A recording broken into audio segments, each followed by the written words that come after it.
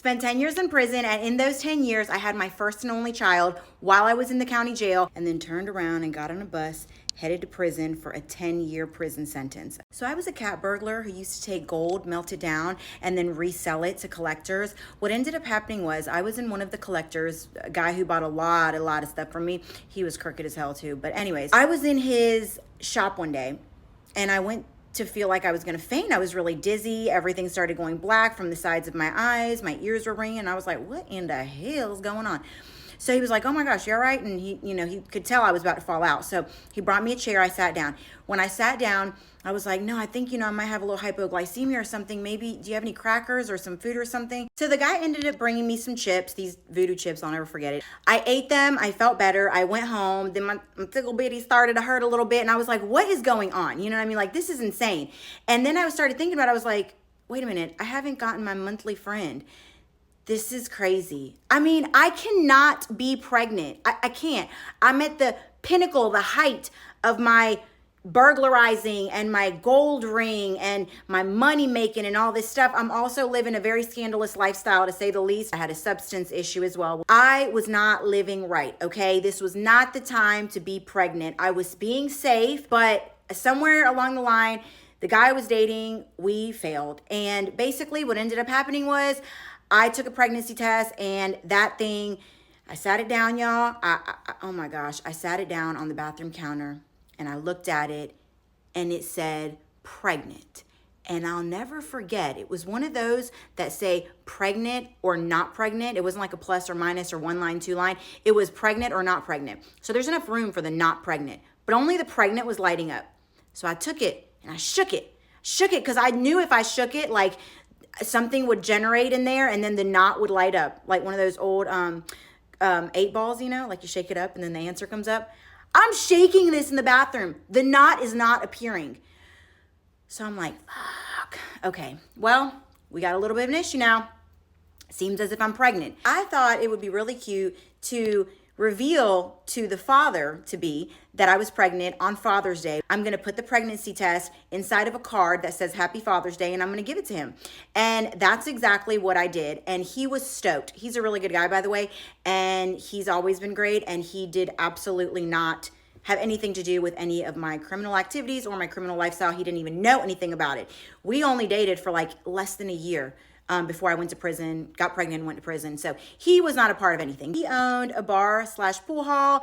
I called him to the back office. I gave him the card. He saw it. He was ecstatic. He was so happy. We weren't kids. So at this point I was like 27, something like that, somewhere around there. And it was great. Like, everything was fine. We were old enough. We had enough money, and he had enough money, and everything was good.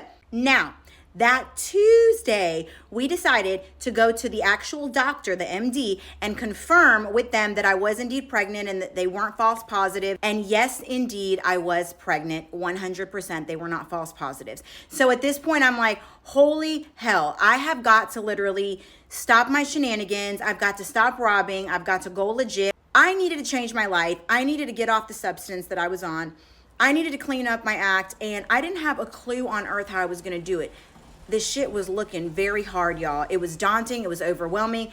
My son's father at the time, he didn't even know I was doing anything. He didn't know I was robbing. He didn't know I was taking any pills. He didn't know jack diddly squat about any of my lifestyle. We did not live together, so he did not see me day in and day out. And when we did spend the night together, he was at his bar, and if I was there, it was always party mode, so nobody even noticed anything. I concealed it very well, and he just didn't know, okay? So at this point, I'm just trying to argue in my own mind and come up with my own plan in my mind to fix everything, and we all know that that's damn near impossible. I threw up a little prayer. I didn't know if God was listening at that moment or not, because I wasn't living right, but I didn't know how I was going to get myself together, but I knew that for this child, I needed to.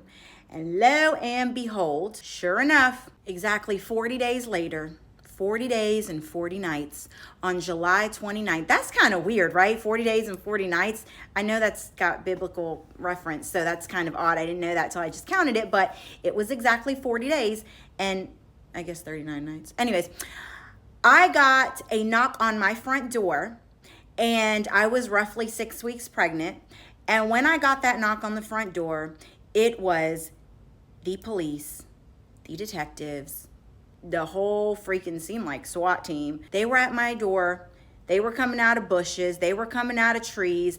And I was going to jail. I knew I was pregnant. For 40 days, I was still jumping through windows and going to people's homes and robbing them by myself. And I was 6 weeks pregnant. I mean, please don't give me a shit ton of hate for this, okay? I know, trust and believe, I know. I did not stop my shenanigans. I couldn't stop, y'all. Anybody that you know, or if you've ever been yourself an addict, and I'm not talking about just to substances, but also to fast money, lifestyles, things like that.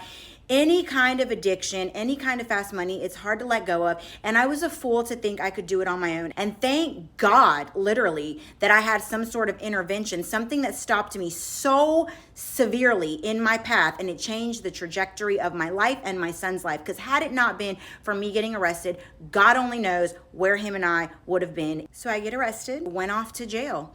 And I didn't think I was gonna have my son in the county jail because I didn't think I was going to be there for almost 2 years, but thank God I did. It was the biggest blessing in disguise.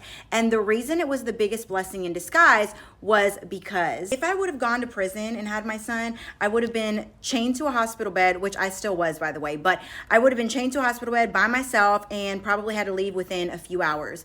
But because I was in the county jail, I was not actually found guilty yet. Holy shit, how did this work in my favor, you guys? OMG. When you're fighting your case in the county jail, you are not officially convicted. You are not officially a ward of the state. So you still have some rights. And I was still fighting my case when my son was born. So what ended up happening was, praise the Lord, they took me to an outside medical visit, okay? It sucks being pregnant in any type of incarcerated scenario. But in this scenario, they just take you to the health department right there in downtown, whatever county you're in. They take me for a regular checkup at the stinky old health department who do everything half-assed, at least where I was at that point. And they bring out a tape measure like the kind you use for your sewing machine kit. And I was tiny. I'm pretty small anyways. I mean, I'm not short. I'm 5'4". And at fully pregnant, I only weighed 123.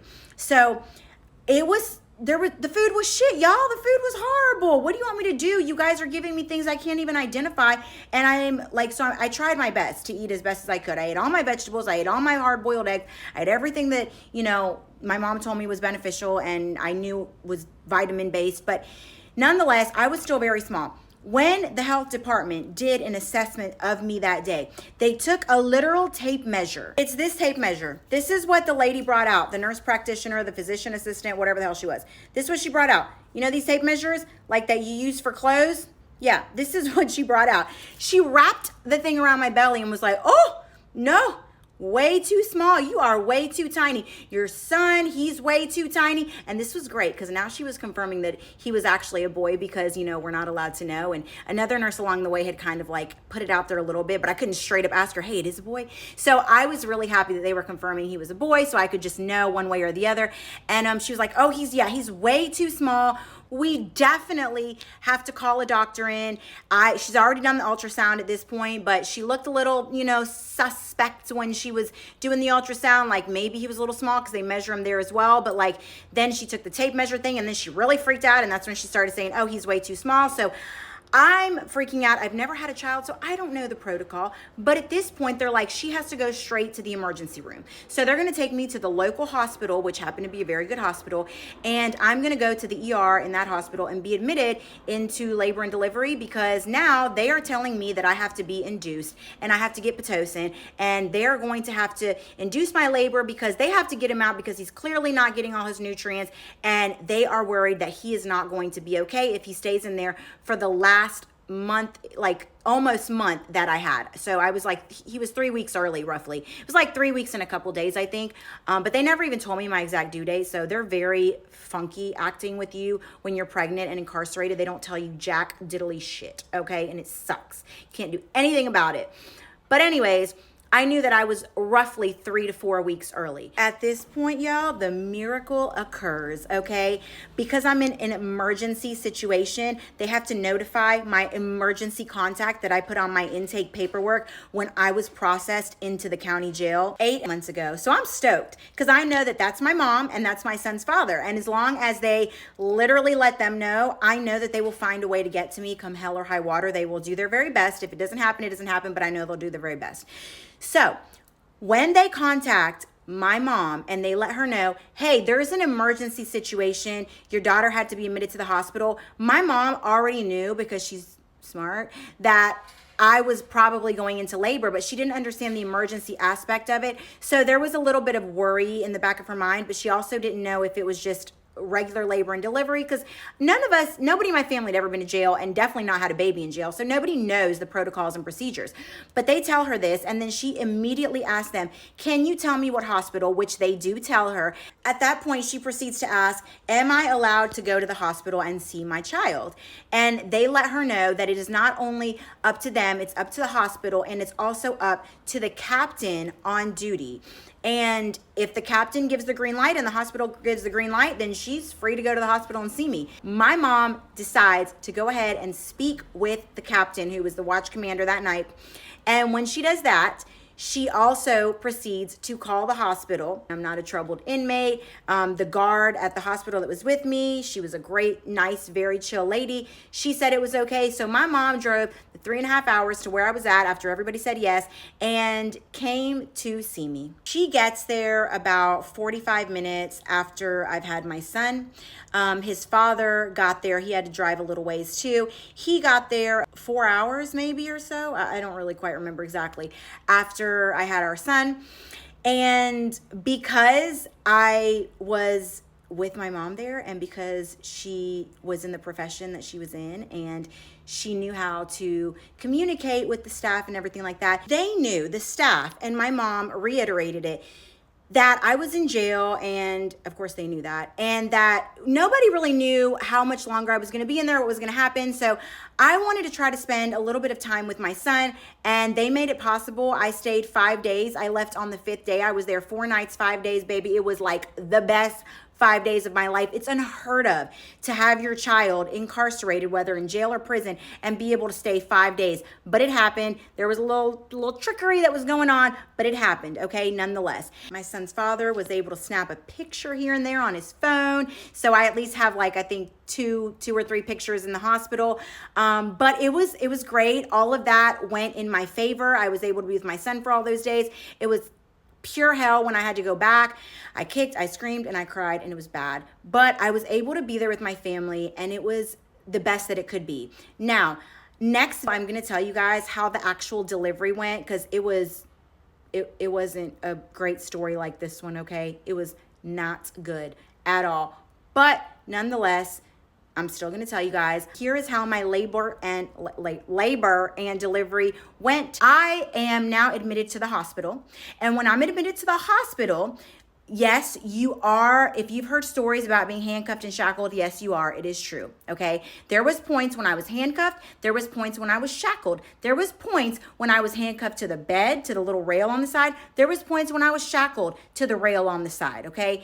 It sucked all the way around. They started my Pitocin drip IV, which, if you don't know what Pitocin is, it is the medicine that starts you dilating so that your labor can be induced and you can have your baby, because they need to get your child out, and they don't want to do an emergency C-section. So hopefully if they can dilate your cervix and your uterus and all your parts start going, then you can have your child with this little bit of help. Now, they started my Pitocin drip at 3 o'clock that afternoon after I was admitted to the hospital.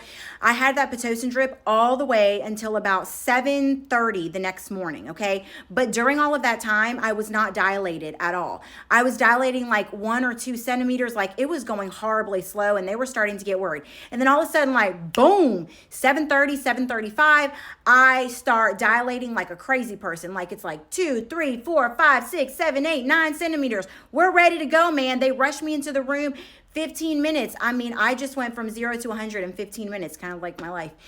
And they are like, okay, we're ready. So they the bottom part of the bed goes off, and now they've taken the shackle off of my leg that was hooked on the bed. They've taken that off of me because now the bottom part of the bed has disappeared, because holy crap, this is what happens.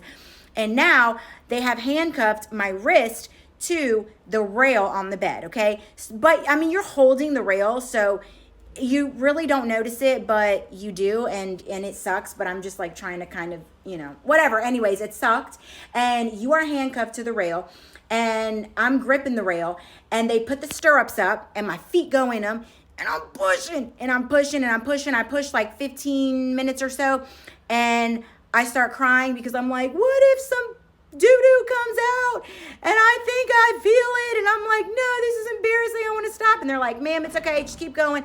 And I'm just like mortified. I don't even know what's happening right now, okay? Women are incredible creatures, okay? Props to all of y'all. But anyways, 15 minutes later, here comes my beautiful baby boy. The entire time that I am at the hospital, there is an officer with me, okay? There's an officer in the room with me the entire night that I have my Pitocin drip. They're sitting in a chair right next to me. When I get wheeled into the next room where I'm actually gonna deliver, they're in there with me. They have on the scrubs, they have on the masks. They're in there just like a person. I don't have any of my family members there because they're not there yet. I was in this part alone. It was just me, my son, and a whole bunch of freaking strangers. And it was weird as hell. Because usually when you have a child, you're seeing the same doctor for 9-10 months. You know what I mean? You know the people that are in the room with you. It's people that are related to you and people that you know pretty well. I have never seen one of these people a day in my life. And the guard that's in there with me, yeah, I've seen her, in the jail. But she was nice, but I don't know her that well. Like, all the goodies are out and exposed, and there's a little beautiful baby boo coming out, but this is really hella weird and a little awkward and embarrassing, to be quite honest. So it doesn't help that you're handcuffed to the side of the bed while all these awkward things are going on, and then, fluids and things are moving as well, and it's just like, anyways, okay, so he comes out, beautiful, most amazing little boy comes out. He's not crying, but nothing's wrong. They're not freaked out. They're like, everything's fine, because, he's just kind of like looking around. And he was probably thinking the same thing. He felt my energy like, damn, Mom, these are all strangers. Like, what is happening? What did we get ourselves into? When my beautiful son came out, I wanted to do skin to skin, so they handed him to me immediately. And at this point, it was like, okay, who's going to cut the umbilical cord? Because usually it's like a family member or the dad, I mean, that's the most common. And they're all kind of looking at each other. It's really awkward, And at this point, I was like, hey, I'll cut it. And the doctor's like, you sure? And he was like, I can do it. And I was like, no, I'll cut it. I want to do it. And so he handed me the little scissors. They had the little clamp. I was like, well, baby, it's just me and you in this together, And I snipped and I cut his umbilical cord, and the rest is history, because my son is amazing. We have a great life together, and it started out just the two of us in a room full of strangers. While I was in that room, after they took the handcuff off and my son was born, they go ahead and they shackle you right up. And it's immediate. They put the shackles and the handcuffs on right back like if you were a regular inmate, because now you're not pregnant anymore and they don't have to take the precautions. And you don't get any privilege. You're going to stay handcuffed or shackled or both to that hospital bed until you leave. And it's shitty. And if you want to go to the bathroom, the officer has to escort you, and it's just not a good experience, and I know you guys are going to come with the do the crime, do the time, okay? I know, that's y'all's favorite line. We all know, no shit, Sherlocks, okay? We get it. But it's still crap, okay? However, out of all the crappiest crap experiences that could have been, I think that my giving birth to my first and only child while I was locked up is... I ended up in probably one of the most blessed predicaments I could have been in, and I am grateful every day for it, because it is unheard of that you have family that's able to come. It is unheard of that you are able to snap a few pictures while you're in there, because you're only in there with officers from the jail or prison and strangers that you do not know.